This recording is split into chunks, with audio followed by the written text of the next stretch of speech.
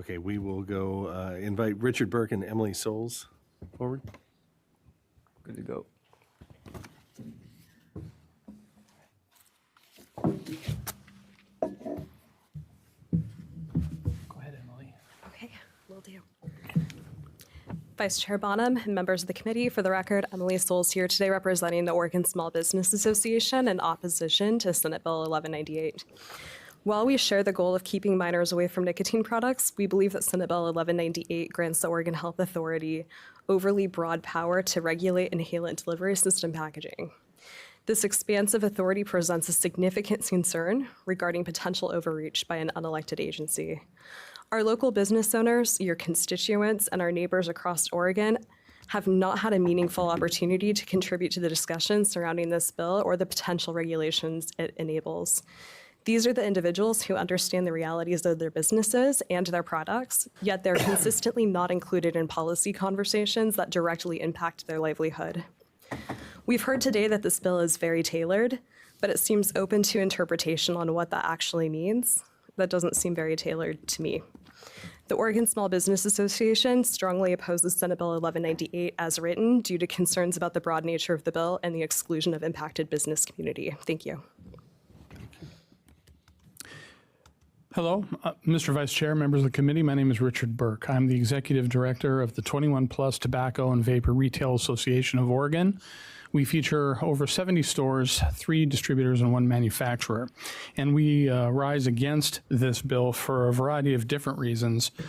Some of them are health reasons.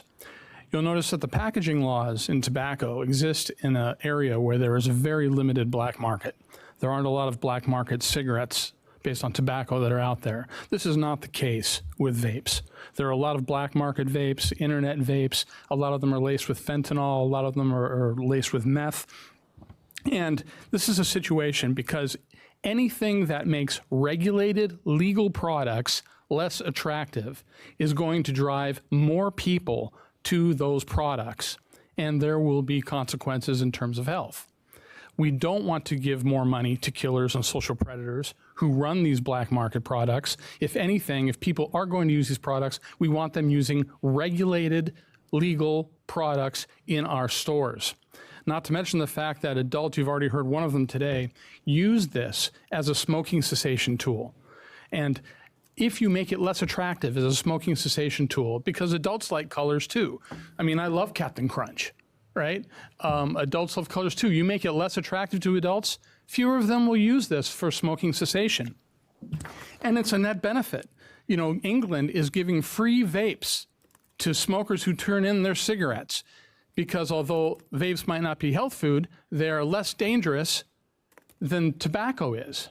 So, you know, if you want to, if I'm a black market person, as I've said before, I would thank you for this bill. If I were in the black market, I would say, thank you for making legal products less attractive so you can increase my market. This will have unintended consequences beyond the fact that it's bad legislation that's overly broad. And so for these reasons, I respectfully ask that you do not support 1198. Thank you very much. Thank you. Yeah, don't leave yet. I don't know which one of you would prefer to answer this question, but I'm hearing that there's maybe an amendment out there that would make it more specific as to what would be banned, but it also sounds like there was a court decision that had to do with free speech because it talked about specific things to ban. And so I'm trying to wrap my head around how would what you're proposing, we haven't seen yet, would mesh with that decision and Oregon's free speech laws. Want to go first? You know, I'm not certainly, I'm sorry, Vice Chair Bonham, Senator Thatcher, certainly not an expert on the court case or the free speech law. In terms of an amendment, Oregon Small Business Association would be neutral on this bill if there was something that put some clear barriers on Oregon Health Authority. But I'll let Richard speak too. Sure, we would not be neutral because even if there was a more specific, I haven't seen the amendment yet, so I've got to be fair on that. But anything that makes legal, regulated products that are restricted to 21 plus people, anything that makes that less attractive is going to drive people to the black market. And that just is not good. We have laws now to keep these out of 21, people who are younger than 21. We need to enforce those laws properly. This is going to require resources for policing it, enforcing it, setting standards, in addition to the revenue costs that we'll have when we may just as easily take those resources and put them into proper enforcement of laws that already exist. So even amended, you know, it's lipstick on a pig. Yes, sir. Thank you, Mr. Chair. Because I'm taking it between the two of you, you know a lot of retailers of these products. That testimony I heard today from retailers, my takeaway is that they are being pretty rigorous about checking IDs and not selling to minors. Would you say, you know, nothing's 100%. I'm not going to say, has there ever been a minor who's purchased one of these products, one of these stores? But would you say, for the most part, in licensed retail establishments, minors are not purchasing these products to a high level? Vice Chair Bonham, Senator Golden. You know, it's hard for me to say, having not actually spent a ton of time in the stores, but my discussions with these retailers is they have various systems in place to ensure that they don't sell to minors. Most of the store owners that I speak with have passed all of their state inspections without failing any. It's a point of celebration. When I represented the vape folk previously, it was a point of celebration within their association. And anyone who failed it, I mean, it was really a black mark, because it's a black mark on the entire industry and it threatens the products that they sell. So as far as I know, I don't believe that minors are walking into stores overwhelmingly and purchasing these products. You'd hazard a guess that it's quite rare. It's rare, but it's getting rarer. This is still a new industry, and it's maturing very rapidly.